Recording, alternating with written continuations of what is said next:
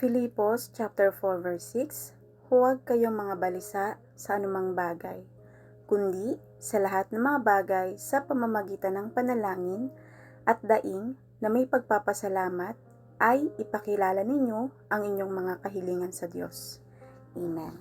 Sabi po dito sa Filipos chapter 4 verse 6, Huwag kayong mabalisa sa anumang bagay.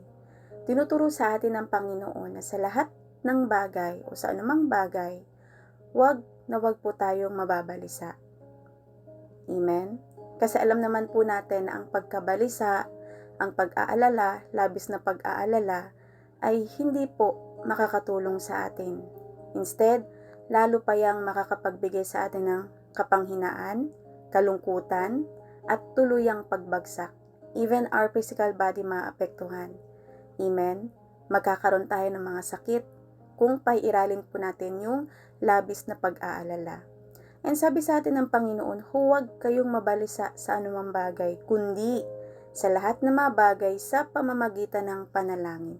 Gusto ng Panginoon, manalangin tayo sa Kanya. Ano man yung ating pinagkakabalisahan, ano man yung mga gumugulo sa isip puso natin, sa buhay natin, o yung mga nagbibigay sa atin ng stress, anxiety, depression at iba pa. Kung ikaw ay nalulungkot sa mga nangyayari sa buhay mo ngayon, manalangin ka.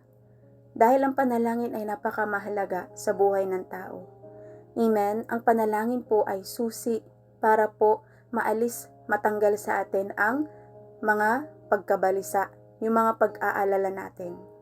Amen? Kung ikaw nakakaramdam ka ng pag-aalala sa puso, sa isip, pag pakiramdam mong nagpapanik ka na, nag-aalala ka na, go to your room. Pumasok ka sa kwarto mo.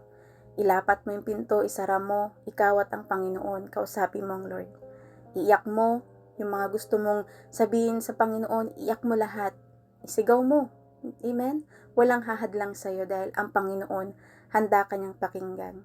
And then sabi dito, sa pamamagitan ng panalangin at daing, dumaing ka sa Panginoon. Hindi, wag kang mahiya na sabihin, ikwento lahat sa Diyos. Yung mga masasakit na karanasan na pinagdaanan mo sa buhay. At andyan ang Diyos para unawain ka, tulungan ka. Amen? Pakinggan ka. And then sabi dito, daing na may pagpapasalamat. Lagi kang magpasalamat sa Diyos. Every time you pray kay Lord, every time na mananalangin tayo sa Panginoon, wag mawawala ang Lord, thank you. Salamat. Even sa mga pinagdadaanan nating mga pagsubok, mga problema, mahirap man, amen, wala ka man na financial o meron, diba, naririnig sa'yo ng Diyos sa prayer mo na, Lord, salamat. Salamat sa mga pagsubok, salamat sa mga nangyayari sa buhay ko.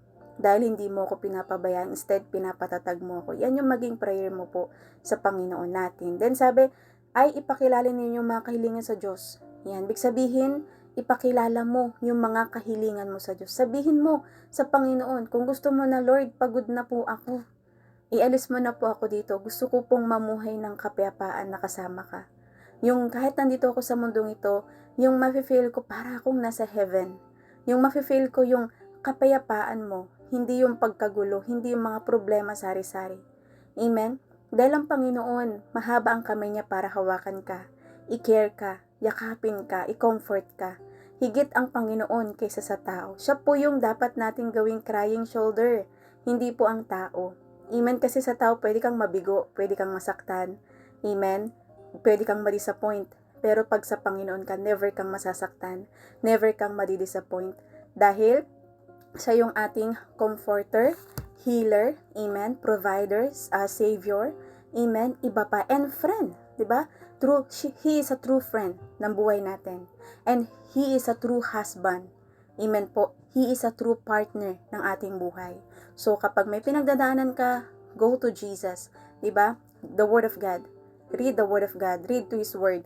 Diyan sa'yo mangungusap si Lord. And then, kausapin mo siya sa tahimik na lugar na kayong dalawa lang ni Lord. Si Lord lang yung nakakarinig. Amen sa mga daing mo. And always thanks to God. Dahil yan ang gusto ng Panginoon na marinig sa'yo. Amen? So yun lang. Do not worry about anything.